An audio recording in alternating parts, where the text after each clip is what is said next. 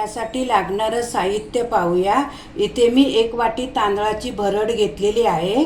तर 1 वाटी तांदूळ घेऊन मी ना स्वच्छ धुवून पंख्याखाली वाळवून घेतलेले आहेत आणि आपण ना मिक्सरला अशी भरड बारीक काढून घेतलेली आहे।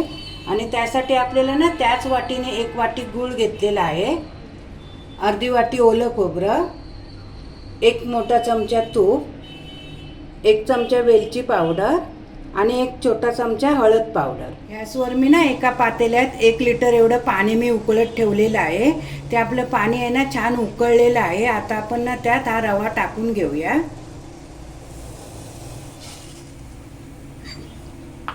आणि हे आपण आहे ना सतत ढवळत राहायचं आहे।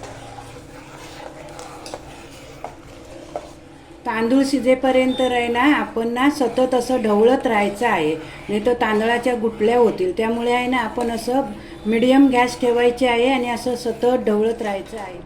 आता आपले तांदूळ छान शिजलेले आहेत। आता आपण ना यात गूळ टाकून घेऊया। गूळ आपल्या आवडीनुसार कमी जास्त करू शकता। आपण हळद टाकून घेऊया, वेलची पावडर आणि तूप पण टाकूया। आता ही छान ना गूळ वितळेपर्यंत आपण ना सतत ढवळत राहायचे आहे। आता आपण ही खीर ना पारंपरिक पद्धतीने आहे ना पाण्यामध्ये बनवलेली आहे। तुम्हाला जर दुधातील खीर बघायची असेल ना तर मी व्हिडिओच्या खाली लिंक दिलेली आहे, तिथे जाऊन आपण बघू शकता।